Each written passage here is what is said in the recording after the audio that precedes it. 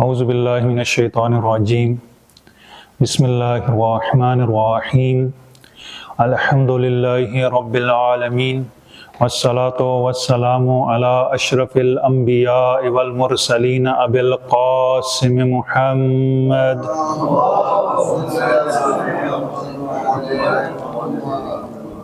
وآلہ الطیبین الطاہرین المعصومین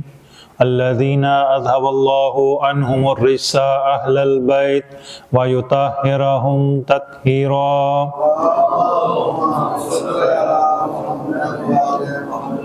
ولعنۃ اللہ علی اعدائہم اجمعین۔ اما بعد فقد قال اللہ تبارک و تعالی فی کلام المجید اعوذ باللہ من الشیطان الرجیم بسم اللہ الرحمن الرحیم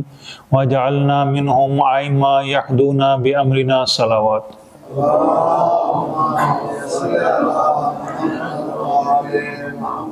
سب سے پہلے تو میں آپ حضار گرامی کی خدمت میں تبریک پیش کرتا ہوں امام علیہ السلام کی ولادت کے سلسلے میں۔ ہمارا موضوع امام زین العابدین سید الساجدین علیہ السلام کی زندگی مبارک ہے۔ اس سے پہلے کہ ہم امام کی زندگی کے بارے میں جو ہے وہ بات کریں، ضروری ہے کہ کچھ تھوڑے سے حقائق تاریخ سے متعلق ہمیں جاننا ضروری ہیں کہ تاریخ ہے کیا، کہ جس کو ہم جاننے کے در پہ ہیں۔ تاریخ حقیقت جاننے کے لیے ماضی میں جھانکنا ہے کہ ماضی میں جو کچھ بھی ہوا اس کو جانچنے کے لیے، حقیقت تک پہنچنے کے لیے جو طریقہ کار اپنایا جاتا ہے، روایات کی چھان بین کی جاتی ہے، اس کو تاریخ کہا جاتا ہے۔ اور تاریخ دلچسپ بھی ہے اور حتیٰ اگر دیکھا جائے تو ایک لحاظ سے خشک بھی ہے، اور اس میں مختلف نشیب و فراز آتے ہیں۔ بہرحال جیسا بھی ہو، ہمیشہ سے انسان تاریخ کو جاننے کا مشتاق رہا ہے کہ وہ اپنی تاریخ کو، دوسروں کی تاریخ کو جانے۔ لہٰذا قدیم سے ہی ایک چیز جو لوگوں کے ہاں رائج رہی ہے وہ قصہ خوانی رہی ہے، یعنی تاریخ کو قصوں کی صورت میں بیان۔ اور اسی لیے ہمارا جو تاریخ کے بارے میں ایک تصور قائم ہو چکا ہے وہ بھی یہ کہ تاریخ قصے کہانیوں کا نام ہے جس میں گزشتہ واقعات جو وہ بیان کیے جائیں۔ درست ہے کہ تاریخ میں وہ واقعات جو گزر چکے ہیں وہ ذکر کیے جاتے ہیں، لیکن تاریخ فقط قصے کا نام نہیں ہے۔ تاریخ ایک ایسا آئینہ ہے کہ جس میں ہم اپنے ماضی کو دیکھ کر اپنے مستقبل کو سنوار سکتے ہیں، اس کو بہتر بنا سکتے ہیں۔ اور اگر کوئی بھی قوم اپنی تاریخ سے آشنا نہ ہو تو اسے ہر قسم کا دھوکہ دیا جا سکتا ہے۔ اس وقت دنیا میں بہت سارے مسائل اگر آپ دیکھیں تو وہ ان کی جڑیں تاریخ میں جا کر ملتی ہیں۔ فلسطین اور اسرائیل کا مسئلہ اگر آپ دیکھیں تو تاریخی بنیادوں پر یہ اپنے حق کے قائل ہیں۔ یہود کہتے ہیں کہ یہ تاریخی لحاظ سے ہمارا وطن ہے، ہماری سرزمین ہے۔ اسی طریقے سے ہندوستان میں بابری مسجد، رام مندر، یہ جو جھگڑا ایک مسلمان ہندوؤں کے درمیان جاری بھی تاریخی نوعیت کا ہے کہ تاریخ میں پہلے یہ مندر تھا یا مسجد تھی۔ اسی طریقے سے دوسری سرزمینوں میں بھی یہ چیزیں پائی جاتی ہیں۔ اسی طریقے سے جو دوسری اقوام ہیں وہ کہتی ہیں کہ ہم ایک سابقہ درخشاں تہذیب اور تمدن کے حامل ہیں، ایسا یہ ہمارا کلچر تھا، اس کلچر کی بنا پر جو وہ ہم آج اس جگہ پر کھڑے ہیں۔ بس تاریخ جو ہے وہ بہت زیادہ اہمیت کی حامل ہے کہ جسے آئینہ قرار دیا جاتا ہے تاکہ اس آئینے میں ہم اپنا ماضی دیکھ کر مستقبل کو سنوار سکیں۔ اور یہ تاریخ ایک تسلسل کا نام ہے، ایسا نہیں ہے کہ ہم کہیں کہ یہ واقعہ فلاں دور میں رونما ہوا اور ختم ہو گیا، نہیں، اس کا ربط جو ہے پیچھے دوسرے حوادث سے موجود ہوتا ہے۔ اگر امام زین العابدین کی زندگی دیکھیں یا حتیٰ دوسرے ائمہ کی زندگی دیکھیں تو ایسا نہیں ہے کہ یہ زندگی جو ہے وہ باقی پچھلے زمانے سے جو وہ بالکل ہی جدا ہو، نہیں، ان کا ایک دوسرے سے ربط ہے۔ مثلا واقعہ کربلا اگر رونما ہوتا ہے تو واقعہ کربلا سن 61 ہجری میں رونما نہیں ہوا، اس کے علل، اسباب، عوامل اگر ہم اس کو دقت کریں، غور کریں ان اسباب اور عوامل میں، تو یہ ہمیں پیغمبر کی وفات کے بعد جو واقعات رونما ہوئے ہمیں اس میں جو ہے وہ واضح طور پر نظر آتا ہے کہ اگر وہ چیزیں نہ ہوئی ہوتی، وہ واقعات رونما نہ ہوئے ہوتے تو کبھی بھی واقعہ کربلا تک نوبت نہ پہنچتی۔ یہ سارا جو ہے وہ پچھلے واقعات جو ان کے لیے عامل اور سبب بنتے ہیں۔ اور ایک اور چیز جو ہے وہ اس میں ضروری ہے مد نظر رکھنا تاریخ میں، وہ یہ کہ تاریخ جاننے کے لیے غیر جانبدار ہونا ضروری ہے۔ کبھی بھی من پسند تاریخ جو وہ کوئی فائدہ نہیں دیتی۔ من پسند تاریخ ایسی ہے کہ جیسے آپ ایک رنگین اینک لگا لیں، اس رنگین اینک میں جیسا رنگ ہوگا ویسا ہی آپ کو باہر کی دنیا دکھے گی۔ اکثر جو مورخین یا نام نہاد مورخین ہوتے ہیں یہ اپنی من پسند تصویر پیش کرتے ہیں کہ جو ہماری من پسند تصویر ہے وہ یہ ہے۔ نہیں، اس سے آپ حقیقت تک نہیں پہنچ سکتے، اس سے درس نہیں لے سکتے، اس سے اپنی زندگی کو نہیں سنوار سکتے، اس سے اپنا مستقبل بہتر نہیں کر سکتے۔ اس کے بعد یہ مقدمہ تھا تاریخ کے بارے میں کہ تاریخ کی اہمیت اور ضرورت کیا ہے اور کس نوعیت سے، کس جو ہے وہ نقطہ نظر سے ہم تاریخ کو دیکھیں گے۔ اب ہم دیکھتے ہیں کہ امام زین العابدین علی بن الحسین علیہ السلام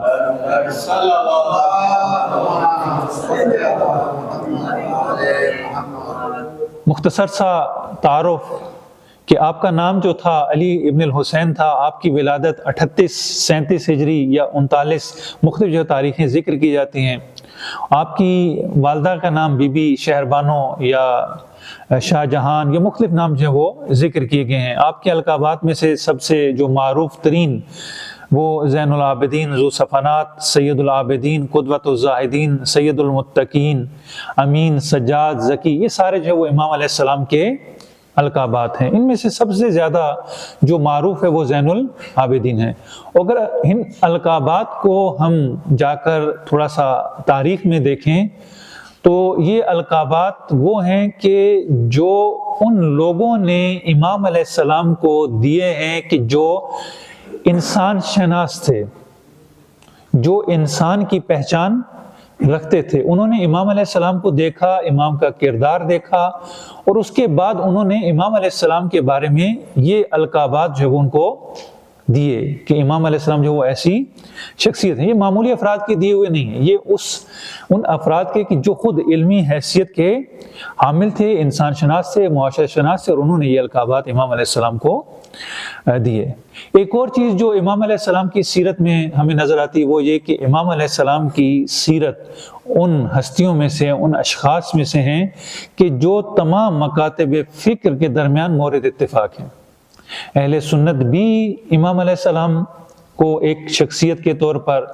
ایک فقیہ کے طور پر، ایک محدث کے طور پر، ایک زاہد کے طور پر مانتے ہیں، اور شیعہ بھی جو بعنوان امام علیہ السلام کو مانتے ہیں۔ آپ کا زہد، تقوی، علم، حلم، بخشش، سخاوت، یہ آپ کے جو وہ کلی طور پر آپ کے اوصاف ہیں۔ معاشرے میں ہمارے جو رائج تصویر ہے امام علیہ السلام سے متعلق، اگر ہم اس کو دیکھیں تو وہ رائج تصویر کچھ اس طریقے سے ہے کہ ایک بے کس و لاچار شخص ہے کہ جو ہر وقت گریہ و زاری کرتا رہتا ہے، معاشرے سے بالکل دور ہے، کٹا ہوا ہے، ایک گوشے میں بیٹھا جو ہے وہ اللہ اللہ کر رہا ہے، عبادت میں مشغول ہے، سارا دن اس کا عبادت میں، روزے میں، نماز میں، گریہ و زاری میں، دعا میں، ان چیزوں میں گزرتا ہے۔ اچھے اخلاق اور کردار کا حامل ہے، لوگ اس کو اچھا کہتے ہیں، اور عبادت، ریاضت، دینداری، فقط انہی دنیا سے اسے کوئی غرض نہیں ہے، دنیا سے بالکل ہی بیزار ہیں۔ کوئی بھی ایسا جو ہے وہ دنیاوی جہاں پر عنصر آتا ہے امام وہاں سے جو وہ بالکل دور بھاگتے ہیں، اور زیادہ سے زیادہ جو ہے انہوں نے ایک ان سے منسوب دو چیزیں جو ان کی جو ہے وہ کہا جاتا ہے کہ امام علیہ السلام کی ہیں، اور یہ ان کے بیٹوں سے، اولاد سے انشاءاللہ اس کا تذکرہ ہوگا کہ امام کی اولاد سے ان آثار کو نقل کیا گیا۔ ایک رسالہ حقوق ہے اور ایک صحیفہ سجادیہ۔ یہ دو کتابیں امام علیہ السلام کی دعاؤں کا مجموعہ ہے، اور ایک جو ہے وہ امام علیہ السلام نے جو حقوق معاشرے میں بیان کیے ان کا مجموعہ ہے۔ یہ بھی کیونکہ انشاءاللہ اس کی بھی جو ہے وہ وجہ بیان کی جائے گی، علت بیان کی جائے گی، پر یہ ایک مشترکہ تصویر ہے جو ابھی تک ہمارے ذہنوں میں موجود ہے کہ امام جو ہے وہ بالکل دنیا سے دور، ایک کونے میں، گوشے میں گوشہ نشین ہیں، عبادت میں، ریاضت میں مشغول ہیں، خدا سے مناجات کر رہے ہیں، لوگوں سے انہیں کوئی سروکار نہیں ہے، معاشرے سے انہیں کوئی سروکار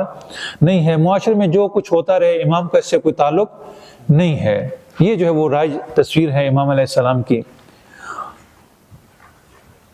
اور اس دور میں اگر ہم یعنی اس تصویر کے بعد اب ہم دیکھتے ہیں کہ آیا واقعاً ایسا ہی تھا کہ امام کو معاشرے سے کوئی تعلق نہیں تھا، امام گوشہ نشین تھے، ایک کونے میں بیٹھ کر عبادت ریاضت میں مشغول تھے، یا یہ کہ امام علیہ السلام معاشرے میں موجود تھے اور معاشرے کی جو بھی مشکلات تھیں، آفات تھیں، آسیب تھے، امام علیہ السلام ان کے لیے رائے حل تلاش کر رہے تھے، اس مریض معاشرے کا علاج کر رہے تھے۔ امام علیہ السلام کی بالآخر سیرت کیا تھی؟ اس سے پہلے کہ امام علیہ السلام کی سیرت بیان کریں، سیرت کو بیان کرنے سے پہلے کچھ حالات کا جو ہے وہ پس منظر ہمیں معلوم ہونا چاہیے کہ امام علیہ السلام کو جو مشکلات درپیش تھیں وہ کن حالات کے تحت درپیش تھیں، وہ حالات کیسے تھے کہ جن میں امام علیہ السلام زندگی بسر کر رہے تھے۔ سب سے پہلے دیکھا جائے تو ایک ایسا زمانہ امام علیہ السلام کی امامت کا ابھی چند سال ہی گزرے ہیں، یعنی جیسے ہی منصب امامت پر فائز ہوئے تو واقعہ ہررا ہو گیا، مکے پر جو ہے وہ حملہ ہو گیا، خانہ کعبہ پر سنگباری کی جاتی ہے، آگ لگائی جاتی ہے، اور یہ واقعات جو ہوتے ہیں، اختلاف ہوتا ہے آپس میں، خود بنو امیہ میں دو دھڑے ہو جاتے ہیں، بنی مروان علیحدہ ہو جاتے ہیں، بنی سفیان علیحدہ ہو جاتے ہیں۔ جو معاویہ کی اولاد ہے امیر شام کی، ان کی کوشش یہ ہے کہ ان کی نسل میں خلافت رہے، اور جو مروان ہے یہ چاہتا ہے کہ خلافت مجھے ملے، خود بنو امیہ میں جھگڑا ہو جاتا ہے، اور یہ ایک بڑی خطرناک قسم کی جنگ پر منتہی ہوتا ہے، یعنی قریب ہوتا ہے کہ یہ بنو امیہ آپس میں لڑ کر جو ہے وہ ختم ہو جائیں۔ لیکن بالآخر جب دیکھتے ہیں کہ اس طریقے سے تو ہے ہمارا نقصان ہو رہا ہے، تو یہ آپس میں اتفاق کر لیتے ہیں،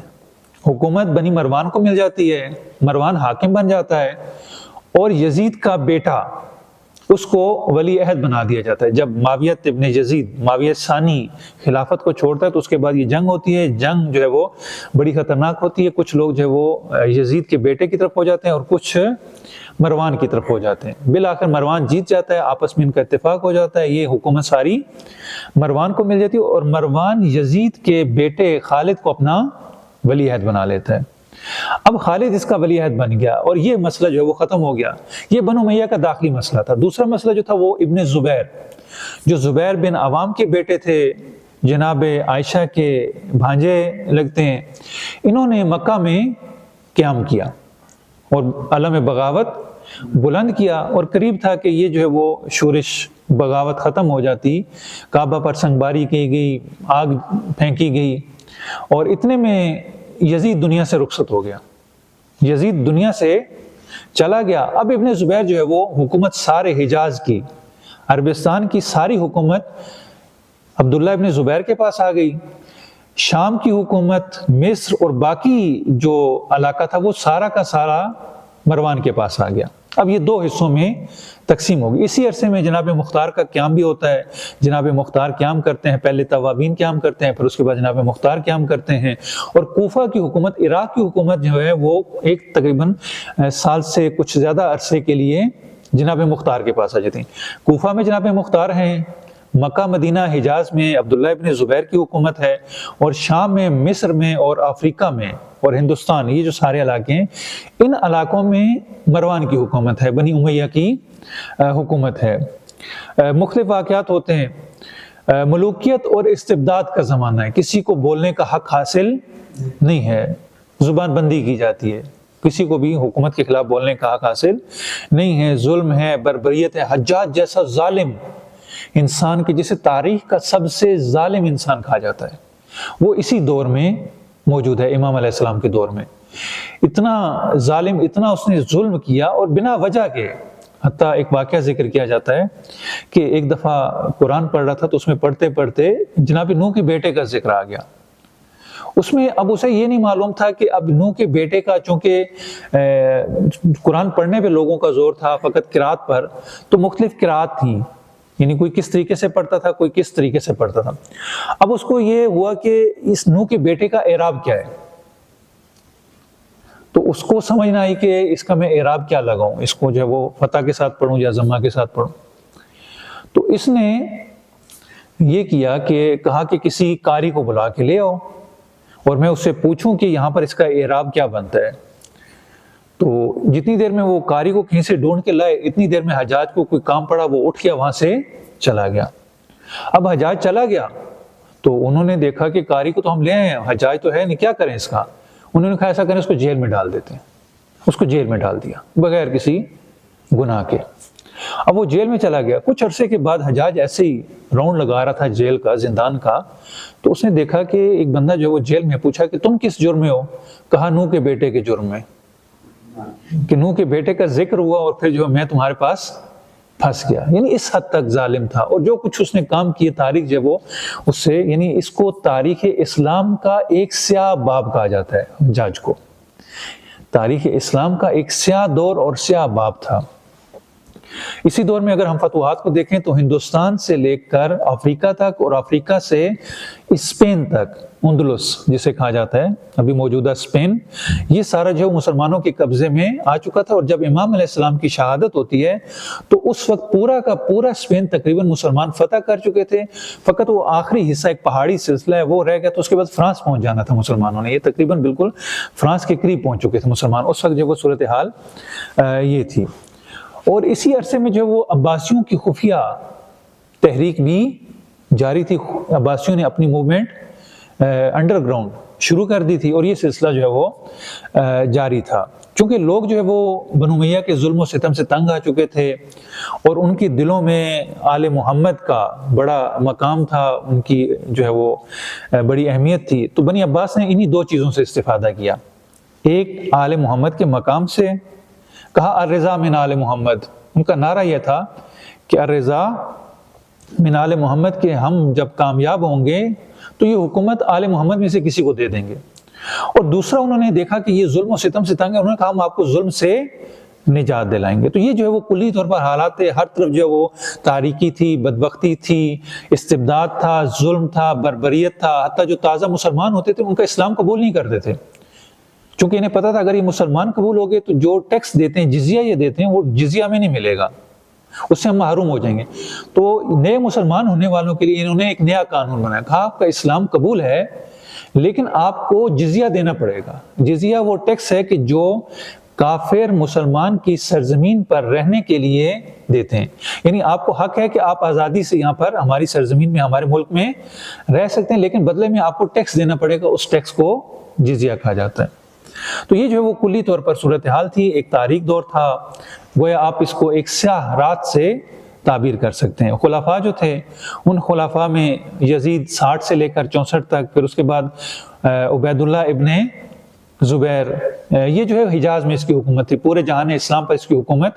نہیں ہے۔ اس کے بعد معاویہ ابن یزید، یہ جو ہے وہ چند ماہ فقط، جو 4 ماہ یا 6 ماہ اس کا ذکر کیا جاتا ہے کہ یہ خلیفہ رہا۔ مروان ابن حکم، یہ تقریباً یہ بھی 9 ماہ کے قریب خلیفہ رہا۔ بعد میں اس کو اس کی بیوی نے، چونکہ دربار میں ایک دفعہ بیٹھے تھے تو اس کا ولی عہد یزید کا بیٹا خالد تھا، تو دربار میں بیٹھے ہوئے اس نے خالد کی توہین کی،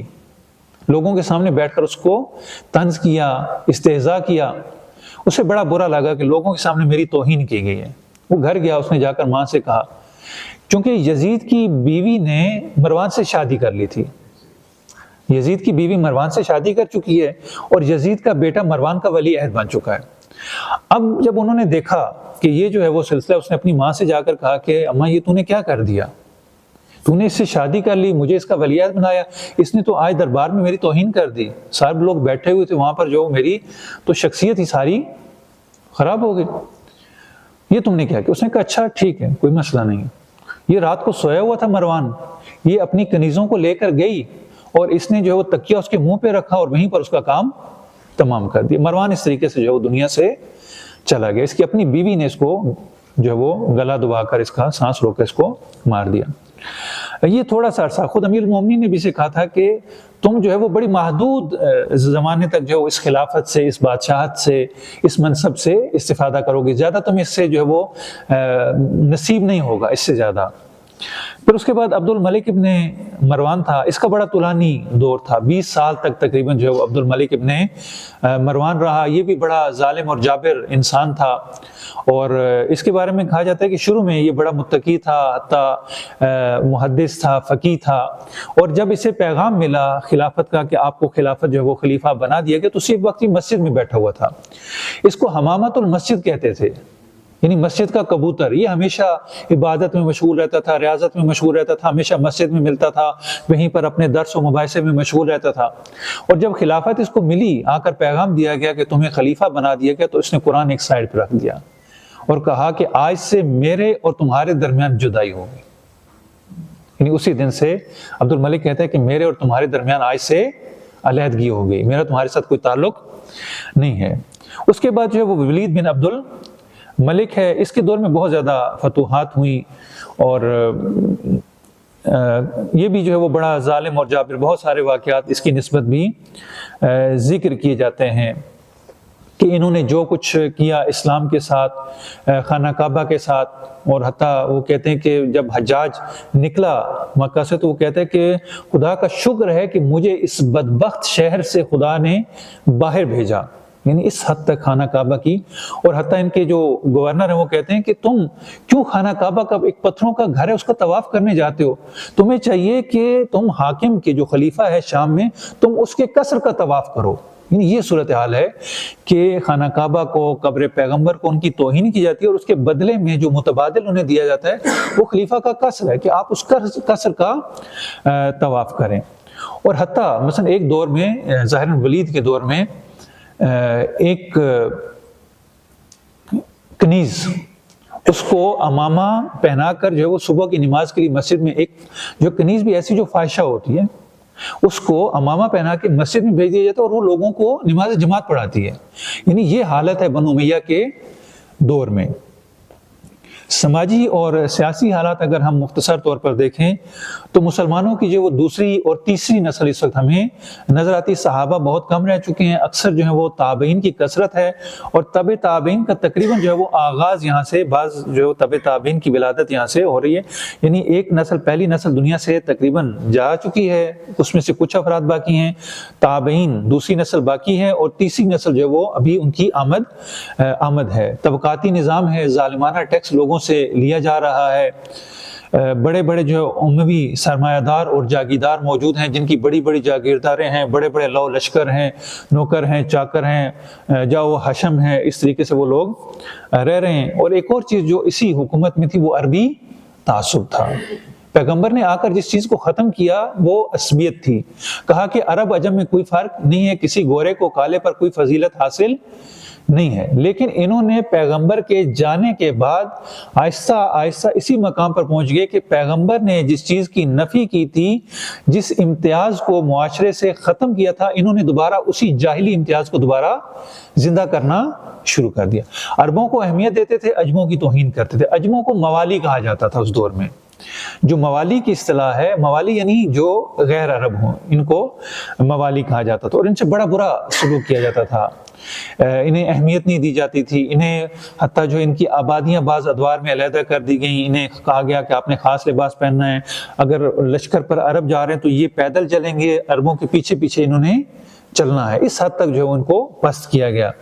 غلاموں کی بہتات تھی، چونکہ فتوحات ہو رہی تھیں پورا افریقہ سے، ہندوستان سے، تو فتوحات کے نتیجے میں دو چیزیں، ایک مال و دولت کی فراوانی،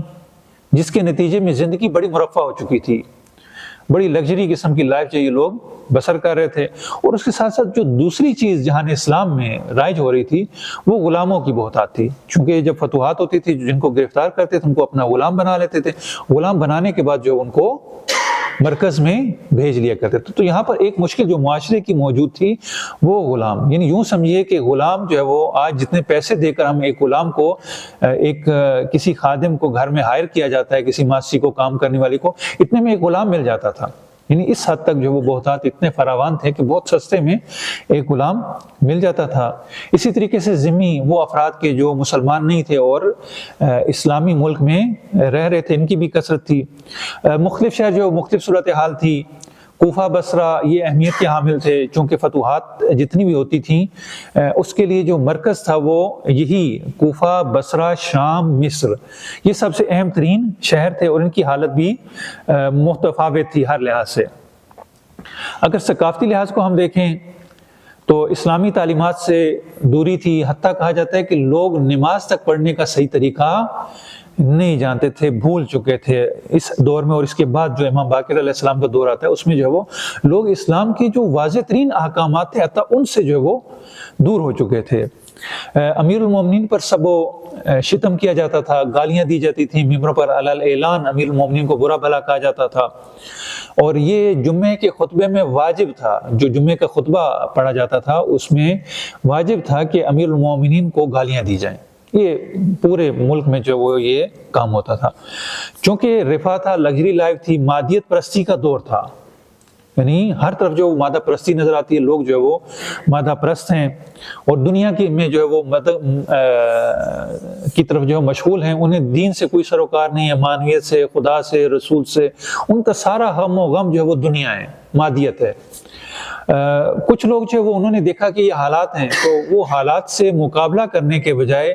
انہوں نے کہا کہ ہمیں چاہیے کہ ہم گوشہ نشین ہو جائیں، ایسے حالات میں عافیت ہی بہتر ہے، ہمیں یہ چاہیے کہ ہم جو ہے وہ ان برائیوں سے بچنے کے لیے چپ کر کے اپنے گھر میں بیٹھ جائیں۔ ہم گھر میں بیٹھے رہیں گے، معاشرے سے دور رہیں گے تو ہم بچے رہیں گے۔ یعنی انہوں نے زہد اور خوش قسم کا تصوف جو ہے وہ انہوں نے اپنا لیا۔ لکھنے پڑھنے کا رواج ویسے ہی نہیں تھا عربوں میں، اور لکھنے پڑھنے کی پیغمبر نے جتنی تشویق کی، ترغیب دلائی،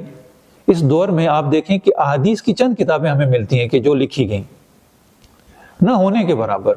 البتہ جو ہمارے شیعہ کے ہاں لکھنے کا رواج موجود تھا، عبداللہ ابن ابی رافع، ان کے چھوٹے بھائی علی ابن ابی رافع، اور اسی طریقے سے دوسرے افراد تھے جنہوں نے حدیث پر کتابیں لکھی ہوئی تھیں۔ اسی طرح اہل سنت میں بھی 2-4 افراد ایسے مل جاتے ہیں کہ جن کی کتابیں موجود تھیں، لیکن ابھی تک لکھنے کا رواج نہیں تھا۔ یعنی اس کو آپ یوں فرض کر لیں کہ جیسے ابھی ہمارے ہاں اتنا زیادہ سوشل میڈیا کا اور دوسرے میڈیا کا جو وہ رواج ہو چکا ہے کہ اب ہمارے یہاں پڑھنے کا کلچر نہیں رہا۔ ہم جو چیز بھی ہوتی ہے وہ سن کے حاصل کرتے ہیں، یعنی جو چیز بھی ضرورت ہوتی ہے اس کو گوگل سے سرچ کر لیتے ہیں، یوٹیوب سے دیکھ لیتے ہیں کہ یہ چیز کیا ہے۔ خود ہمارے ہاں پڑھنے کا کلچر تقریباً ختم ہوتا جا رہا ہے۔ عربوں میں لکھنے کا کلچر جو ہے وہ اصلاً شروع میں بھی نہیں تھا، پھر پیغمبر نے ترغیب دلائی، پیغمبر کے بعد پھر منع کیا گیا کہ آپ نے حدیث کو نہیں لکھنا، لہٰذا لکھنے کا کلچر نہیں تھا۔ فکری انحرافات بہت زیادہ، جب اصلی حدیث نہیں تھی تو اس کے بدلے میں ایک حلوے کی پلیٹ کے بدلے میں جو حدیث چاہیے وہ حکمرانوں کو، خلفاء کو وہ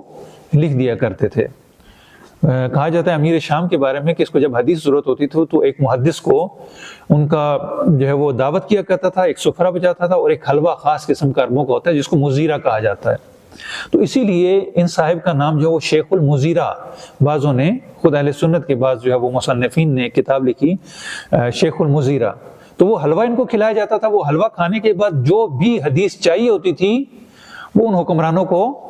مل جایا کرتی تھی۔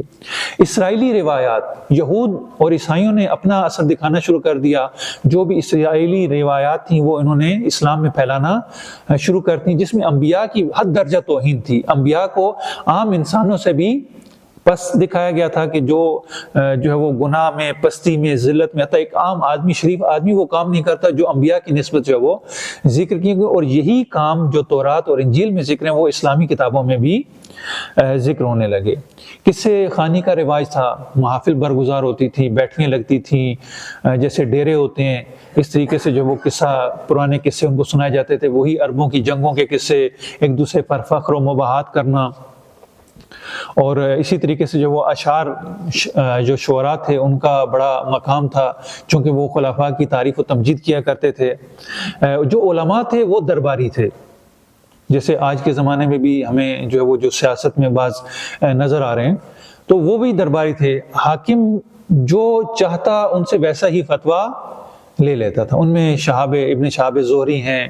دوسرے اور افراد ہیں۔ خود امام علیہ السلام نے ابن شہاب زہری کو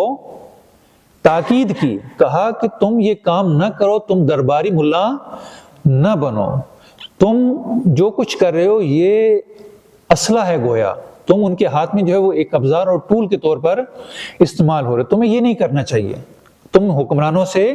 دوری اختیار کرو، ان سے دور رہو، یہ کام نہیں کرو۔ اس کی مذمت کی، اور یہ امام علیہ السلام کا بڑا شہدا تھا، امام علیہ السلام کا شاگرد تھا، امام علیہ السلام سے حدیث نقل کرتا تھا، لیکن اس کے باوجود جو ہے وہ دربار سے اس کے بڑے قریبی روابط تھے۔ حتیٰ امام علیہ السلام کا جب عبادت کا ذکر ہوتا تو یہ گریہ کرنے لگتا تھا، اس حد تک جو ہے وہ امام علیہ السلام کا چاہنے والا تھا ایک طرح سے۔ لیکن عمل میں یہ جو ہے وہ درباری ملا تھا۔ اخلاق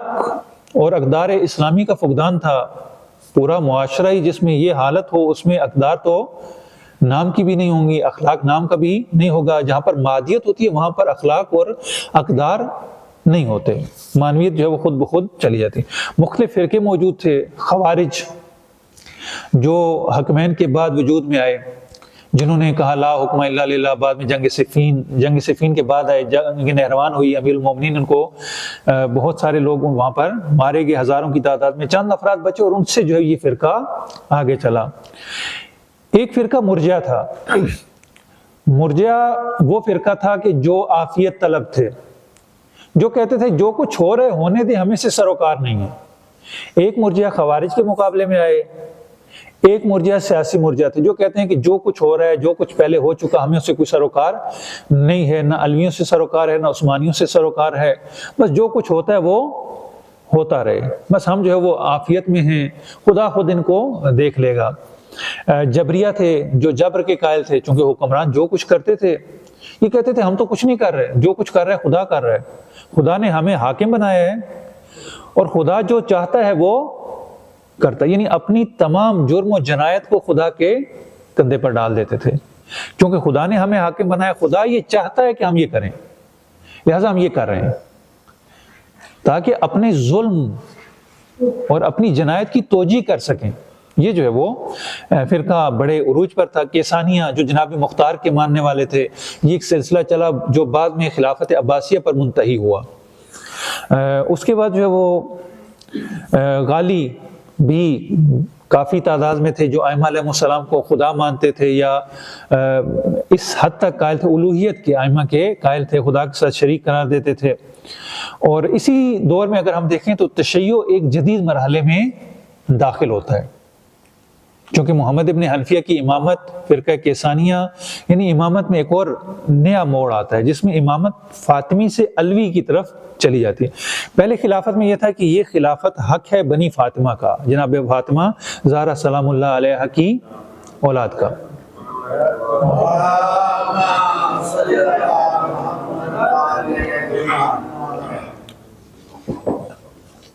یہ حق ہے جناب سیدہ کی اولاد کا۔ لیکن محمد ابن حنفیہ کے دور میں ان کی امامت کی ایک تحریک چلی، اور اس دور میں تشیع دو حصوں میں تقسیم ہو گئے۔ ایک تشیع امام زین العابدین کے پیروکار رہے گی، اور ایک اچھا خاصا دھڑا جو وہ محمد ابن حنفیہ کی امامت کے قائل ہو گئے۔ بس تشیع ایک نئے مرحلے میں داخل ہو گئی۔ امام علیہ السلام کے لیے یہ بھی ایک بہت بڑا چیلنج تھا، اور امام علیہ السلام نے بہت سارے لوگوں کو دوبارہ شیعت کی طرف راغب کیا۔ صحابہ جو وہ اقلیت میں ہیں، تابعین جو وہ اس وقت اکثریت میں ہیں۔ عجم میں آل محمد کی محبوبیت میں اضافہ ہو رہا ہے۔ ایران کے خراسان میں یہ جتنی بھی سرزمینیں ہیں، یہاں پر آل محمد سے لوگ جو ہے بڑی عقیدت رکھتے ہیں، اور ان کے نام پر جو وہ اٹھنے کے لیے تیار ہیں۔ مہدویت اور غیبت کے نظریے کا بھی یہیں سے آغاز ہوتا ہے۔ جو محمد ابن حنفیہ کی امامت ہے، یہ مہدویت کی بنا پر ہے۔ جو جناب مختار نے ان کو خطاب کیا کہ یہ مہدی موعود ہیں، مہدی ہیں، ان کو مہدی خطاب کیا، اور بعد میں جناب محمد ابن حنفیہ کی مہدویت کا نظریہ اور غیبت کا نظریہ یہیں سے شروع ہوتا ہے۔ یعنی ہم جو ہے وہ بہت بعد میں جا کر، یعنی تقریباً 2 صدیاں گزرنے کے بعد مہدویت کے اس نظریے کو ہم نے پرچار کیا، لیکن اس سے پہلے یہ عقیدہ موجود تھا، روایات موجود تھیں، عقیدہ موجود تھا، لیکن اس کی تطبیق غلط تھی۔ محمد ابن حنفیہ پر یہ تطبیق غلط تھی، ورنہ یہ روایات کی بنا پر تھا۔ عقیدہ مہدویت اور غیبت یہ پہلی دفعہ سن 260 ہجری کے بعد آغاز نہیں ہوا۔ یعنی اگر آپ مہدویت اور غیبت، آج ہم جس کے قائل ہیں کہ امام زمانہ جل اللہ تعالیٰ فرجہ الشریف یہ غیبت میں ہیں اور اس کے بعد ظہور کریں گے، تو یہی عقیدہ محمد ابن حنفیہ کے بارے میں بھی اور اس کے بعد دوسرے افراد کے بارے میں بھی موجود رہا۔ اس سے پتہ چلتا ہے کہ یہ شیعہ کا گھڑا ہوا عقیدہ نہیں ہے، بلکہ اس سے پہلے یہ عقیدہ موجود تھا، اور مختلف افراد کے بارے میں یہ ادعا کیا گیا، البتہ ان کا یہ ادعا درست نہیں تھا۔ امام علیہ السلام کے دور میں جو امام کو مشکلات درپیش ہیں کہ تاریک ترین یہ اسلامی دور ہے، استبداد اور گھٹن کا ماحول ہے، حتیٰ تعلیمات اسلامی کا مذاق اڑایا جاتا ہے۔ امام کہتے ہیں کہ اگر ہم احادیث پیغمبر بیان کرتے ہیں تو لوگ سنتے نہیں ہیں، اور اگر بیان نہ کریں تو ہمیں طعنے دیتے ہیں، اور تعلیمات اسلامی کا مذاق اڑایا جاتا ہے۔ بڑے مایوس کن حالات ہیں۔ ایسے حالات میں جو لوگ تھوڑے سے دیندار تھے وہ بالکل علیحدہ ہو کے معاشرے سے گوشے میں بیٹھ گئے۔ معمولاً جب مایوس کن حالات ہوتے ہیں، خصوصاً پاکستان میں بھی بعض سیاسی پارٹیوں کے لحاظ سے اگر آپ دیکھیں تو بڑے مایوس کن حالات ہیں، اور ان کے جتنے فالورز ہیں تقریباً خاموش ہو کے بیٹھ چکے ہیں۔ میرا کسی پارٹی سے تعلق نہیں، میں صرف ایک جو وہ تقریب ذہن کے لیے مثال عرض کر رہا ہوں کہ اس طریقے سے ایک مایوس کن جب حالات ہوتے ہیں تو لوگ کسی بھی قسم کی جو ہے وہ حرکت کرنا، موومنٹ، اس کو اچھا نہیں سمجھتے۔ مادیت اور دنیا پرستی ہے تمام مسائل کی جڑ جو ہے وہ، اگر ہم ان تمام مسائل کو دیکھیں تو اس کے پیچھے اگر حکمران ہیں تو بھی نفس پرستی میں مبتلا ہیں، اگر عوام ہیں تو بھی نفس پرستی میں مبتلا ہیں۔ ظاہری بات ہے کہ الناس علی دین ملوکہم، لوگ اپنے بادشاہ کے دین پر ہوتے ہیں۔ اگر بادشاہ کرپٹ ہوگا،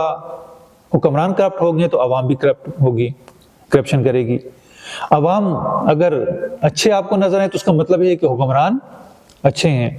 اب یہ ان میں نفس پرستی ہے تو عوام میں بھی لا محالہ حتماً نفس پرستی ہوگی۔ یہ امام علیہ السلام کو جو ہے وہ درپیش ہیں مشکلات۔ اب اگر ہم امام علیہ السلام کی تحریک کو، جو امام علیہ السلام نے اقدامات کیے، ان کا جائزہ لیں، تو جائزہ لینے سے پہلے ضروری ہے کہ ہم امام علیہ السلام کے اصولوں کو جان لیں کہ امام نے کن اصولوں کے تحت یہ اقدامات کیے۔ وہ اصول کیا تھے کہ جن کے تحت جو وہ امام علیہ السلام یہ سارے اقدامات انجام دیتے ہیں۔ اس کے لیے ہمیں جاننا ضروری ہے، کبھی اگر کسی بھی شخصیت کو ہم اس کو تجزیہ کرنا چاہتے ہیں، اس کے بارے میں جاننا چاہتے ہیں، تو ضروری ہے کہ ہم یہ دیکھیں کہ یہ جو شخصیت ہے، یہ شخصیت، اس کا نصب العین کیا ہے، یہ چاہتا کیا ہے، اس کا ہدف کیا ہے، یہ مقصد کیا ہے، یہ کس مقصد کے لیے یہ کام کر رہا ہے۔ جب اس کا مقصد ہمارے لیے واضح ہو جائے گا تو اب جو بھی کام وہ انجام دے گا، اس کا کردار، اس کی سیرت، اس کا عمل، وہ سمجھنے میں ہمیں بڑی آسانی ہوگی کہ اس کا ویژن یہ تھا، اس ویژن کے مطابق اب یہ سارے جو کام بھی کر رہے ہیں، اس ویژن کے مطابق ان کا نتیجہ یہ نکلنا ہے۔ لہٰذا ہم تمام امام علیہ السلام کی زندگی کو، سیرت کو، واقعات کو ایک نصب العین کی روشنی میں دیکھیں گے۔ امام کو وہ نصب العین کیا تھا کہ جو امام چاہتے تھے کہ اس ہدف کو حاصل کر لیے، ہمارا ویژن ہے۔ وہ ویژن کیا تھا؟ احیاء اسلام۔ اسلام مردہ ہو چکا ہے، اسلام کو دوبارہ زندہ کرنے کی ضرورت ہے۔ امت منحرف ہو چکی ہے، امت گمراہ ہو چکی ہے، امت بے دین ہو چکی ہے، دوبارہ امت کی اصلاح کی ضرورت ہے۔ یہ امام نے اپنا نصب العین بنایا۔ دوسرا، حکومت کی تشکیل۔ یہ بڑا عجیب سا لگتا ہے، وہ گوشہ نشینی اور اس طرف جو وہ حکومت کے لیے کوشش یا حکومت کو اپنا نصب العین بنانا۔ امام تو گوشہ نشین تھے، امام کو تو حکومت کی ضرورت نہیں تھی، امام تو دنیا طلب نہیں تھے۔ حتیٰ دیگر ائمہ کے بارے میں بھی ہمارا یہی نظریہ ہے کہ امام حکومت نہیں چاہتے تھے، امام کو حکومت کی کوئی ضرورت نہیں تھی۔ نہیں، اس کے برعکس ہے، امام دقیقاً حکومت چاہتے تھے، کیونکہ حکومت کے بغیر امت کی اصلاح بڑی مشکل ہوتی ہے۔ جتنے بھی ادوار رہے جو ائمہ علیہ السلام کو مشکل درپیش تھی، وہ خلافت کی طرف سے تھی۔ لہٰذا امام کی کوشش یہ ہے کہ حکومت تشکیل دی جائے، لیکن امام علیہ السلام یہ بھی جانتے ہیں کہ یہ حکومت جو میں تشکیل دینا چاہتا ہوں، یہ میں تشکیل نہیں دے سکتا فی الحال۔ یعنی اگلے نسلوں کے لیے، جو اگلے ائمہ آئیں گے، ان کے لیے میدان ہموار کیا جا سکتا ہے۔ یعنی ایک انقلاب کے لیے، بڑے انقلاب کے لیے پلاننگ، ویژن حکومت بنانا ہے، لیکن یہ بھی پتہ ہے کہ ہم حکومت نہیں بنا سکتے۔ ہماری مشکل یہ ہوتی ہے کہ ہم ابھی مثلا پاکستان میں ہر بندہ انقلاب کی بات کرتا ہے، انقلاب آنا چاہیے، تبدیلی آنی چاہیے۔ یہ تبدیلی کبھی بھی دن رات میں نہیں آئے گی، یہ تبدیلی تقریروں سے نہیں آئے گی، یہ تبدیلی خطبوں سے نہیں آئے گی، یہ تبدیلی عمل سے آئے گی، باقاعدہ ایک نظام بنانے سے آئے گی، فرہنگ سازی سے آئے گی، کلچر بنانے سے آئے گی۔ جب تک کلچر نہیں بنے گا، ایک ماحول نہیں بنے گا، اس وقت تک حکومت نہیں بن سکتی۔ اور امام کو پتا ہے کہ میں جو کام کر رہا ہوں وہ مقدماتی کام ہے، میں نے بنیاد فراہم کرنی ہے، میں بنیاد فراہم کر کے ایک امت کی تشکیل کے لیے بنیاد فراہم کروں گا، اور اس کے بعد میں آنے والے ائمہ اس کے اوپر جو ہے وہ ایک عمارت کھڑی کریں گے۔ ہماری کوشش یہ ہوتی ہے کہ ہم جو ہے وہ دن رات میں نتیجہ دیکھیں، یعنی جو کام بھی کر رہے ہوتے ہیں ہماری کوشش ہوتی ہے کہ ہماری زندگی میں اس کا نتیجہ ظاہر ہو، لیکن امام کے مد نظر یہ نہیں تھا۔ امام بہت دور تک دیکھ رہے تھے کہ ممکن ہے کہ خود امام کی زندگی میں یہ متحقق نہ ہو سکے، لیکن بعد کے ادوار میں یہ کام ہو سکے گا، اور امام نے جو کام کیا وہ زمینہ تھا، میدان تھا، بنیاد تھی امام باقر علیہ السلام کے لیے، اور جو انہوں نے کیا وہ بنیاد تھی امام صادق علیہ السلام کے لیے۔ اگر یہ پچھلے ادوار نہ ہوتے تو امام صادق علیہ السلام نے جو علمی ترقی اس دور میں کی اور جو ان کا مقام تھا وہ کبھی نہ ہوتا، وہ سارا مرہون منت ہے امام زین العابدین علیہ السلام کا۔ یہ امام علیہ السلام کا ویژن تھا۔ اور ایک اور نقطہ ذہن میں رہے کہ جب ہم حکومت کی بات کرتے ہیں تو فوراً ہمارے ذہن میں دنیا کی حکومت آ جاتی ہے، یہ سیاست آ جاتی، نہیں، ائمہ کے مد نظر یہ سیاست اور حکومت نہیں تھی، یہ اقتدار نہیں تھا۔ یہ اقتدار تو کئی دفعہ انہیں ملا، انہوں نے واپس پلٹا دیا۔ ابو سفیان نے آ کر امیر المومنین سے کہا کہ خلافت آپ کی میں مدینے کی گلیوں کو فوج سے بھر دیتا ہوں۔ امیر المومنین نے کہا کہ نہیں، مجھے یہ نہیں چاہیے۔ بعد میں امام صادق علیہ السلام کے پاس آئے، کہا کہ حکومت آپ لے لیجئے۔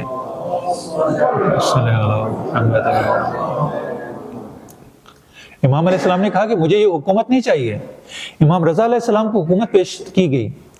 امام رضا علیہ السلام نے کہا کہ نہیں، یہ حکومت مجھے نہیں چاہیے، یعنی جس راستے سے یہ حکومت آ رہی ہے اس راستے سے مجھے حکومت نہیں چاہیے، یعنی ہر حال میں حکومت نہیں چاہیے، حکومت اس راستے سے، چونکہ یہ الہی منصب ہے تو یہ الہی راستے سے مجھے چاہیے، اور اس الہی راستے کے لیے معاشرے کو تیار کرنا ضروری ہے۔ جب تک معاشرہ تیار نہیں ہوگا اس حکومت کا کوئی فائدہ نہیں ہے۔ اور امیر المومنین جو حکومت سے انکار کر رہے تھے 3 خلفاء کے بعد،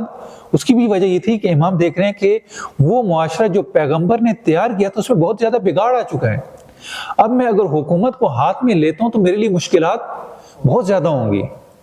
اور اسی لیے امیر المومنین انکار کرتے رہے، لیکن جب انہوں نے دیکھا کہ حجت تمام ہوگی تو اس کو قبول کر لیا۔ بس یہ حکومت ہدف نہیں ہے، یہ وسیلہ ہے ائمہ علیہ السلام کے نزدیک، اور یہ الہی راستے سے ان کو چاہیے، ہر راستے سے چاہیے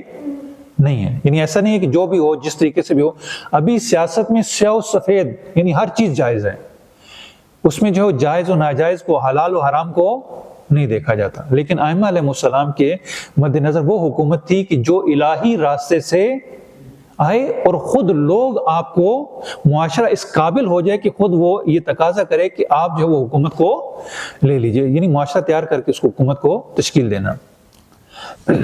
امام کی جو سیرت کے اصول تھے، اگر ان ساری چیزوں کے تناظر میں اب جو ہم دیکھتے ہیں، امام نے اخلاص کے ساتھ خالصتاً خدا کے لیے جو کام بھی کیا وہ خدا کے لیے کیا۔ امام عالم الزمان تھے، معاشرے کی مشکلات کو، معاشرے کی بیماری کو، معاشرے کی مرض کو جانتے تھے کہ ان کی یہ مشکل ہے اور اس کا یہ علاج ہے۔ کبھی بھی گوشہ نشین آدمی جو ہے وہ تنہائی میں کمرے میں بیٹھا دنیا سے دور ہے، اس کو معاشرے کا پتہ ہی نہیں ہوتا۔ امام علیہ السلام ایسے نہیں تھے، امام علیہ السلام کو معاشرے کی ایک ایک چیز کا، ایک ایک برائی کا، ایک ایک اچھائی کا جو کچھ تھا دقیقاً معلوم تھا، اور امام اس کے مطابق عمل کر رہے تھے۔ امام جو ہے وہ ایکٹیو تھے، فعال تھے، پرو ایکٹیو تھے، ری ایکٹیو نہیں تھے۔ یہ امام علیہ السلام کی سیرت، یہ تمام ائمہ کی سیرت میں یہ اصول ہمیں نظر آتا ہے کہ وہ اپنے زمانے سے آگے دیکھ رہے ہوتے ہیں، نہ یہ کہ جو کچھ زمانے، مثلا ابھی کیا ہوتا ہے ہمارے یہاں کبھی ایک مشکل پیش آتی ہے، ایک بل منظور ہوتا ہے اور اس کے بعد جو ہے وہ ہمارے سارے لوگ اکٹھے ہو جاتے ہیں اور کہتے ہیں کہ جی یہ بل کیوں ہو گیا، یہ ہو گیا۔ نہیں، یہ کام ابھی کا نہیں ہے، یہ کام ہمیں پہلے کرنا چاہیے کہ یہ بل کیوں منظور ہوا، یعنی ایسے اقدامات کرنے چاہیے ہمیں کہ آئندہ ایسے بل پیش ہی نہ ہوں، پرو ایکٹیو ہونا چاہیے۔ ہم کیا کرتے ہیں، اچانک سے ایک بل منظور ہوتا ہے، اچانک سے ایک دھماکہ ہوتا ہے، اس کے بعد سارے اکٹھے ہو جاتے ہیں کہ دہشت گردی کے خلاف کیا کرنا چاہیے۔ نہیں، اس کے لیے پہلے سے جو پلاننگ ہونی چاہیے۔ ائمہ علیہ السلام کی زندگی میں یہ اصول بڑا واضح طور پر ملتا ہے کہ وہ پرو ایکٹیو تھے، ری ایکٹیو نہیں تھے۔ پھر جو عوام کی سطح ذہنی تھی، ہماری ایک مشکل یہ ہوتی ہے کہ ہم ایسی باتیں کرتے ہیں جو عوام کے سر سے گزر جاتی ہیں، لیکن امام علیہ السلام نے جو تعلیمات دیں وہ لوگوں کے لیے تھیں، لوگ اس کو سمجھ رہے تھے اور اس پر عمل کر رہے تھے، ان لوگوں کی سمجھ میں وہ باتیں آ رہی تھی، لوگوں کی سطح ذہنی کے مطابق امام بات کر رہے تھے، جو ان کی مشکلات تھی اس کے مطابق بات کر رہے تھے۔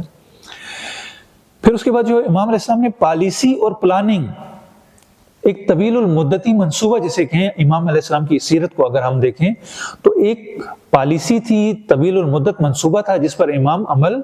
پیرا تھے، اور ہر چیز کو انہوں نے اولویت، پرائرٹی دی ہوئی تھی کہ پہلے یہ کام کرنا ہے، یہ کرنا ہے، یہ کرنا ہے، اور اس کے بعد تشکیل حکومت کا مرحلہ آئے گا۔ یعنی یوں نہیں ہے کہ پہلے مرحلے میں جو وہ حکومت آ جائے ہمارے ہاتھ میں، نہیں، اس کے لیے ہمیں مرحلہ وار آگے بڑھنا پڑے گا۔ عمدتاً دو کام جو ہے وہ امام علیہ السلام نے کیے، یعنی امام علیہ السلام کی اگر ہم اب ان ساری چیزوں کو، امام کی سیرت کو، ایک جو اس دور کے حالات تھے، سیاسی حالات تھے، ثقافتی حالات تھے، ان کے تناظر میں اب امام علیہ السلام کی زندگی کے مراحل کو ہم ذرا دیکھیں کہ امام کی زندگی کے مراحل کیا تھے۔ دورہ اسارت، جب واقع کربلا کے بعد امام علیہ السلام اسیر ہو جاتے ہیں، یہ جو ہے وہ تقریباً 1.5 مہینے سے لے کر 1 سال تک کا عرصہ جو ہے وہ لکھا گیا کہ امام قید میں رہے۔ پھر جو وہ عصر عاشورہ سے مدینہ واپسی تک امام کا جو وہ کردار تھا ابن زیاد کے دربار میں، یزید کے دربار میں، وہ بڑا جارحانہ تھا۔ یعنی آپ امام علیہ السلام کی اگر بعد کی زندگی دیکھیں، بڑے گوشہ نشین جیسے بظاہر لگتا ہے، تو واقع کربلا میں بڑا شجاعانہ، کسی بھی موقع پر امام علیہ السلام نے کمزوری نہیں دکھائی۔ ابن زیاد جیسے، یزید جیسے ڈکٹیٹر کے سامنے امام بڑے کھل کے بات کرتے ہیں، ان کو جواب دیتے ہیں، ان کی آنکھوں میں آنکھیں ڈال کے جواب دیتے ہیں، ممبر پر جا کر خطبہ دیتے ہیں، ان کو پکارتے ہیں۔ یہ امام علیہ السلام کا اس دور اسارت میں کردار رہا کہ بڑا شجاعانہ، جرأتمندانہ طریقے سے ان سے بات کرتے ہیں۔ پھر امام علیہ السلام کی جو خطبات ہیں وہ بھی بڑے یعنی شجاعانہ اس میں وہ بھی ہے، اور اس میں جو ہے وہ ولایت کا عنصر بھی پایا جاتا ہے۔ انہوں نے اپنے آپ کو متعارف کروایا شام میں۔ جناب سیدہ زینب کی جو خطبات ہیں اس میں تولا کے ساتھ تبرہ زیادہ ہے۔ تبرہ البتہ وہ اس معنی میں نہیں جو ہمارے ہاں رائج ہے، بیزاری۔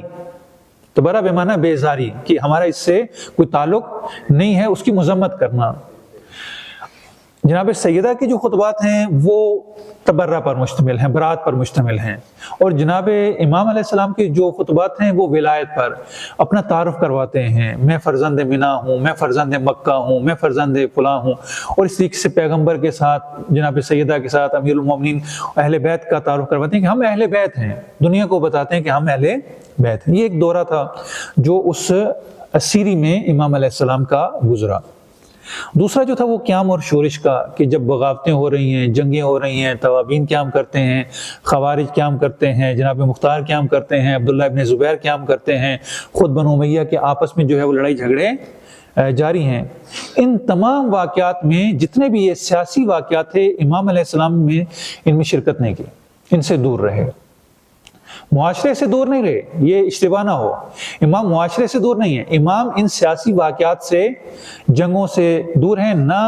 کسی کی تائید کرتے ہیں، نہ کسی کی مذمت کرتے ہیں، بالکل اس مسئلے میں امام علیہ السلام خاموش ہیں، تکیے پر عمل پیرا ہیں، تکیہ کر رہے ہیں، یعنی اپنی طرف سے آتا ہے۔ جب مکہ پر، مدینہ پر حملہ بھی ہوتا ہے تو امام علیہ السلام سے کوئی تعارض نہیں کیا جاتا، سب سے بیعت کا مطالبہ کیا جاتا ہے، اور کہا جاتا ہے کہ آپ یزید کے غلام بن گئے، آپ کو یزید کے غلام بننے کے ساتھ جو وہ بیعت کرنی ہے، یعنی اس عنوان سے بیعت کرنی ہے کہ آپ سارے کے سارے یزید کے غلام ہیں، لیکن امام علیہ السلام سے بیعت نہیں لی جاتی، امام علیہ السلام سے جو ہے کوئی تعارض نہیں کیا جاتا۔ امام جو ہے وہ عبادت اور دعا میں مشغول ہیں، شخصیت اور کردار سازی، کیونکہ واقع کربلا کے وقت امام علیہ السلام کا سن جو ہے وہ زیادہ نہیں ہے، یعنی بعض روایات کی بنا پر 24 سال، 26 سال، 27 سال جو وہ اتنا سن ہے امام علیہ السلام کا، اور ابھی جو واقعات ہو چکے ہیں، جو استبداد کا دور ہے، جو اہل بیت کے ساتھ کیا جا رہا ہے، جو امیر المومنین کے ساتھ کیا جا رہا ہے، ایسے میں ضرورت ہے کہ امام علیہ السلام اپنی شخصیت کو پروان چڑھائیں، لوگوں کو اپنا منوائیں، جیسے پیغمبر نے 40 سال تک اپنے آپ کو صادق اور امین منوایا، تو امام علیہ السلام اپنی شخصیت کو منوانا چاہتے ہیں، چونکہ ابھی سن بھی کم ہے، حالات بھی اچھے نہیں ہیں، ایسے حالات میں اور کم سنی کے عالم میں امام علیہ السلام کی کوشش یہ ہے کہ اپنی شخصیت کو لوگوں کے سامنے اجاگر کیا جائے کہ یہ شخصیت اور کردار جو ہے وہ موجود ہے۔ اور اس کے ساتھ ساتھ امام جو ہے وہ آہستہ آہستہ معاشرے کی اصلاح کا بیڑا بھی اٹھاتے ہیں، معاشرے کی اصلاح شروع کرتے ہیں۔ امام علیہ السلام کے جو دور میں جو اس کو اگر ہم ایک نام دینا چاہیں تو یہ عصر اصلاح، عصر تربیت، عصر تعمیر و ترقی ہے۔ امام نے لوگوں کی تربیت پر زور دیا کیونکہ معاشرے کی مشکل تربیت کی تھی، لوگ بے تربیت ہو چکے تھے، بد تہذیب ہو چکے تھے۔ امام علیہ السلام نے دیکھا کہ جب تک ان لوگوں کی، اور امام علیہ السلام نے فقط شیعہ کو مد نظر نہیں رکھا، امام کی توجہ پورے معاشرے کی طرف تھی، چاہے شیعہ ہوں چاہے دوسرے مسلمان ہوں۔ امام کا ہدف یہ تھا کہ پورے معاشرے کی اصلاح کی جائے۔ امام کا پیغام سب کے لیے تھا، کسی خاص فرقے کے لیے، کسی خاص گروہ کے لیے نہیں تھا، بلکہ امام چاہتے تھے کہ پورے معاشرے کی اصلاح کی جائے۔ اس کے لیے جو ہے وہ امام علیہ السلام نے کچھ اقدامات انجام دیے۔ کربلا کی یاد کو امام نے زندہ رکھا اور اس کا پیغام لوگوں تک پہنچایا تاکہ لوگوں کے ذہنوں میں ظلم اور ستم کے خلاف جو وہ ایک تحریک، ایک رمق جو وہ باقی رہے۔ لوگوں کو اسلامی تعلیمات سے روشناس کروائے کہ یہ اصلی تعلیمات ہیں، یہ پیغمبر کا دین ہے، یہ وہ چیزیں ہیں جو پیغمبر دے کر امت کو گئے تھے۔ حقوق اور فرائض سے، جیسے رسالہ حقوق انشاءاللہ اس کا ذکر کیا جائے گا، تذکر، واعظ، نصیحت، یہ ساری چیزیں جو امام علیہ السلام نے اس معاشرے میں دیں۔ امام علیہ السلام فقہی احادیث بیان کرتے ہیں، چونکہ دو بڑی مشکلات معاشرے میں موجود ہیں۔ ایک یہ کہ جو ان فتوحات کے نتیجے میں باہر سے لوگ آ رہے ہیں، یہ مختلف افکار کے حامل ہیں۔ اب یہاں پر ایک نئی قسم کی جو ہے وہ فقہ رائج ہونا شروع ہو گئی، فقہ میں مشکلات پیدا ہونا شروع ہوگی، من پسند اپنی مرضی کے فتوے جاری ہونا شروع ہو گئے۔ بس یہاں پر ایک ضرورت یہ ہے کہ لوگوں کو حقیقی جو فقہ تھی پیغمبر کی اس سے روشناس کروایا جائے۔ تو امام علیہ السلام نے فقہ کا درس دینا شروع کر دیا، فقہ کے مسائل بیان کرنا شروع کر دیے۔ اس دور میں امام علیہ السلام کو فقہاء میں سے نمایاں مقام حاصل تھا۔ سب سے نمایاں ترین جو فقیہ تھے وہ امام علیہ السلام تھے۔ امام فقط جو وہ زاہد اور عابد نہیں تھے، امام علیہ السلام فقیہ تھے، اور بڑے بڑے فقہاء امام علیہ السلام کی شاگرد تھے۔ شہاب زہری ہیں، سعید ابن مسیب ہیں، سعید ابن جبیر ہیں، یہ سارے امام علیہ السلام کی شاگرد ہیں۔ ہاں جی، یعنی وہ اس دور میں وہ امام باقر سے جو ہے وہ اس طریقے سے، یعنی بڑی بڑی شخصیات امام علیہ السلام کی شاگرد ہیں۔ فقہی مکتب امام علیہ السلام کو، اور امام علیہ السلام کی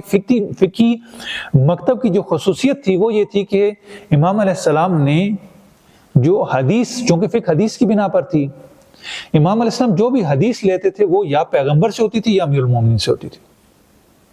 کسی اور سے حدیث نہیں لیتے تھے۔ جو نقل کرتے تھے کہتے تھے یہ پیغمبر کی حدیث ہے، یہ امیر المومنین کی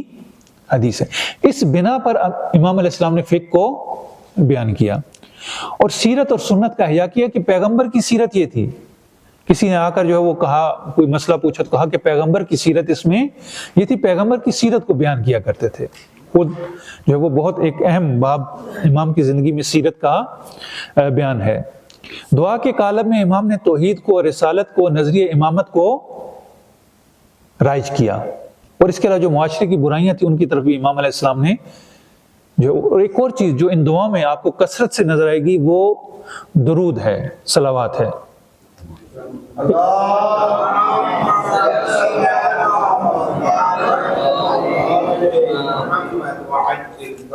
چونکہ بنو امیہ کے دور میں جو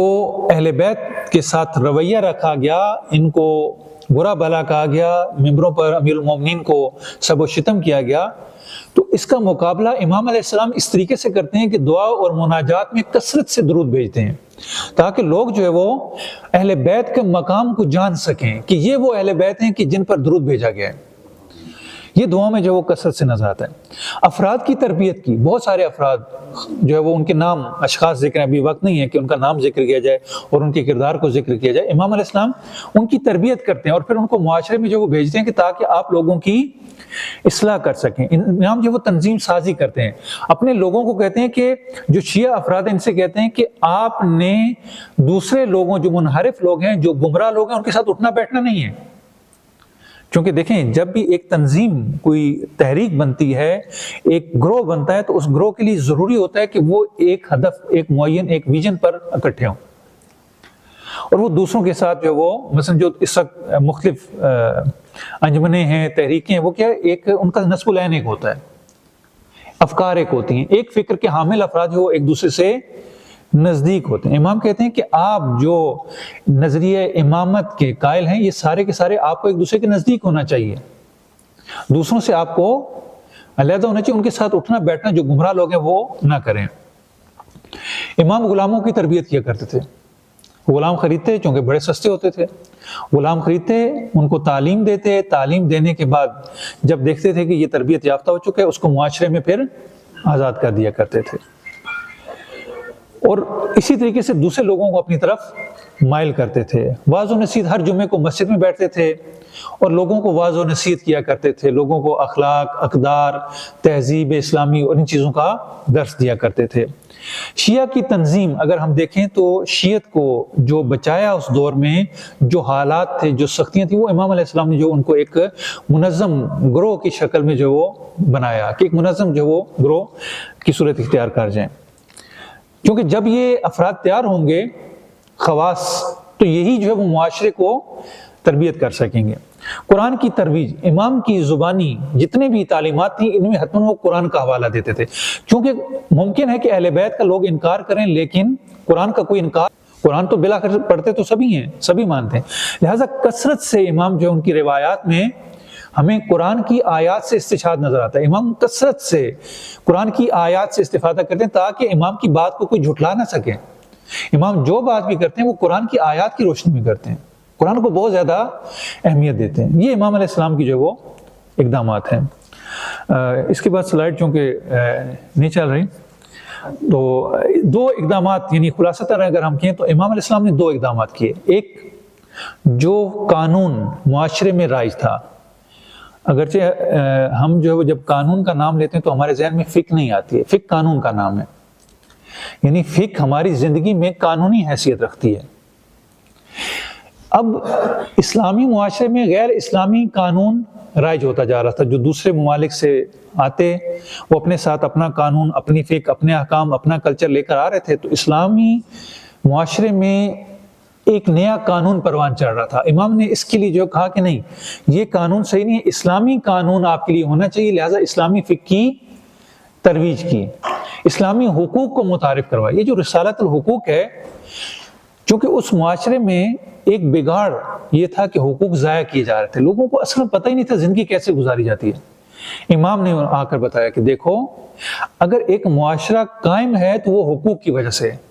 اگر ایک شخص کو نہیں معلوم کہ میرے فرائض کیا ہیں، میرے حقوق کیا ہیں، اگر ایک معاشرے میں افراد کو حقوق و فرائض کا علم نہ ہو تو معاشرہ کبھی بھی آگے نہیں بڑھ سکتا۔ آج ہمارے معاشرے کی بہت بڑی مشکل یہی ہے، خصوصاً جو ازدواجی تعلقات ہیں ان میں بہت بڑا جو بگاڑ آ چکا ہے، وہ اسی وجہ سے کہ لوگوں کو، زوجین کو، میاں بیوی کو ایک دوسرے کے حقوق کا پتہ نہیں ہے، فرائض کا پتہ نہیں ہے۔ یعنی ایک چھوٹی سی گھر کی مثال لے لیں، جب گھر میں حقوق اور فرائض کا علم نہ ہو تو آئے دن لڑائی جھگڑے، طلاقیں اور یہ سارے معاملات جو پیش آتے ہیں۔ جب ایک چھوٹے سے گھر میں حقوق اور فرائض اتنے ضروری ہیں تو پورے معاشرے میں حقوق اور فرائض جو کس قدر ضروری ہوں گے۔ امام علیہ السلام نے ایک رسالۃ الحقوق ان کو دیا، کہا کہ یہ حقوق ہیں کہ جو ایک انسان کو جو ہے مد نظر رکھنا ضروری ہے۔ تقریباً 40 سے زیادہ حقوق امام علیہ السلام نے بیان کیے۔ اگر ان حقوق کو ہم خلاصہ کریں تو 3 حقوق بنتے ہیں۔ ایک، چونکہ انسان جو کچھ بھی ہے وہ روابط سے، انسان کے یہ حقوق اور فرائض کی بات وہاں پر آتی ہے جہاں انسان کے روابط ہوتے ہیں۔ آپ دیکھیں کہ امام علیہ السلام دیکھ رہے ہیں کہ انسان جو ہے وہ اس کا ایک رابطہ خدا کے ساتھ ہے، ایک رابطہ اس کا اپنے ساتھ ہے، ایک رابطہ اس کا معاشرے کے ساتھ ہے۔ بس یہ 3 طرح کے حقوق بنیں گے کلی طور پر۔ انسان کے اپنے حقوق، چونکہ ایک رابطہ اس کا اپنے ساتھ ہے، انسان کا خدا کے ساتھ رابطہ، خدا کے حقوق، انسان کا معاشرے کے ساتھ رابطہ، معاشرے کے حقوق۔ امام کہتے ہیں کہ انسان کا اپنے کیا حقوق ہیں، انسان کے بدن کے کیا حقوق ہیں، انسان کے اعضاء کے کیا حقوق ہیں، انسان جو عبادت کرتا ہے اس عبادت کے کیا حقوق ہیں۔ یعنی ہم نے کبھی یہ غور ہی نہیں کیا کہ ہم جو نماز پڑھتے ہیں اس کا بھی ہمارے اوپر حق ہے، ہم جو دوسری عبادات کرتے ہیں اس کا ہمارے اوپر حق ہے۔ امام بتلاتے ہیں کہ یہ جو آپ عبادات کرتے ہیں، آپ کا حتی شکم، آج جو حکیم ہمیں بہت زیادہ مشورہ دیتے ہیں کہ کم کھائیں، تو امام علیہ السلام نے کہا کہ تمہارے شکم کا حق یہ ہے کہ اس کو زیادہ نہ بھرو، اضافی بوجھ اس پر مت ڈالو، یعنی وہ بھی بیان کرتے ہیں۔ اس کے بعد امام خدا کے حقوق بیان کرتے ہیں کہ وہ خدا خالق ہے، مالک ہے، رازق ہے، انسان کے اس کے ساتھ کیا حقوق ہونے چاہیے، اور پھر معاشرے کے حقوق کہ انسان کے جو والدین ہیں ان کے کیا حقوق ہیں، اساتذہ کے کیا حقوق ہیں، شاگردوں کے کیا حقوق ہیں، حتیٰ امام علیہ السلام یہ بتاتے ہیں کہ دشمن کے کیا حقوق ہیں۔ یعنی دشمن جس کے بارے میں ہم یہ سمجھتے ہیں کہ دوستی اور دشمنی میں ہر چیز جائز ہے، جنگ اور محبت میں ہر کام جائز ہے، امام کہتے ہیں نہیں، ایسا نہیں، آپ کے دشمن کے بھی آپ کے اوپر حقوق ہیں، یعنی معمولی بات نہیں ہے۔ یعنی ایک معمولی سی اگر اس کو ہم دیکھیں تو امام علیہ السلام اس کو بیان کرتے ہیں۔ مشورہ دینے والے کے حقوق، اگر کوئی مشورہ دے رہا ہے، مؤذن کے حقوق، یعنی یہ چھوٹے چھوٹے حقوق جو ہم معاشرے میں اصلا ان کی اتنا ہی نہیں کرتے، ہمیں معلوم ہی نہیں ہوتا، اور ہمارے معاشرے میں بہت بڑا بگاڑ جو ہے وہ انہی حقوق اور فرائض کے نہ جاننے کی وجہ سے۔ اور اس کے بعد جو ہے وہ دوسرا، یعنی امام علیہ السلام نے یہ کیا کہ معاشرے میں جو بگاڑ تھا، مادیت پرستی تھی، اور لوگ اس حد تک منحرف ہو چکے تھے کہ مکہ اور مدینہ کی یہ صورتحال تھی کہ مکہ مدینہ جو ہے وہ لاہ و لعب کا گھر تھا۔ اگر کسی کو موسیقی سننی ہوتی، گانے بجانے کا شوق ہوتا، تو وہ مکہ مدینہ کا رخ کرتا تھا۔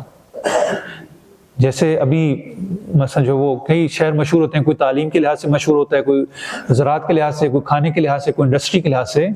تو موسیقی کی جو انڈسٹری تھی، یا آپ اس کو اس دور کی مثلا فلم تو خیر نہیں بنتی تھی، لیکن فلم انڈسٹری کہہ لیں، وہ مکہ اور مدینہ میں تھی۔ محافل ہوتی تھی گانے بجانے کی، لوگ آتے تھے، سنتے تھے، محدثین، قاضی صبح جو ہے وہ فتویٰ دیا کرتے تھے، عدالت میں بیٹھتے تھے، شام میں آ کر جو دل پشوری کیا کرتے تھے۔ یعنی یہ صورتحال تھی اس معاشرے کی۔ امام علیہ السلام نے دیکھا کہ یہ معاشرہ بگڑ چکا ہے،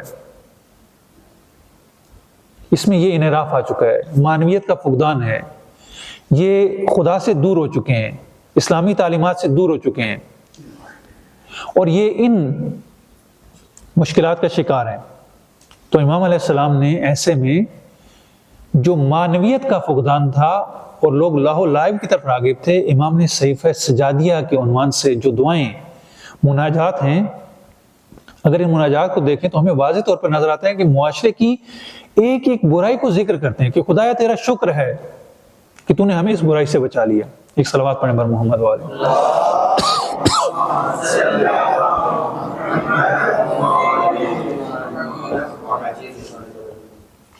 امام علیہ السلام کی یہ تمام دعائیں،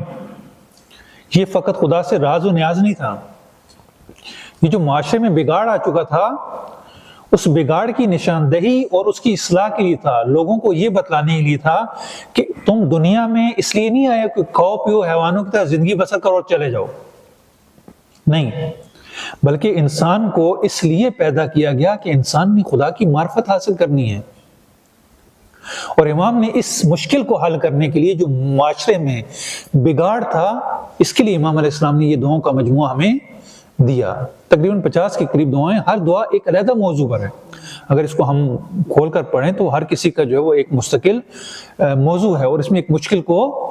بیان کیا گیا ہے۔ اس طریقے سے امام علیہ السلام نے جو معاشرے میں مشکلات تھیں ان کو حل کیا، اور انسان کو بتایا کہ اے انسان، تو دنیا میں فقط حیوانوں کی طرح زندگی بسر کرنے نہیں آیا،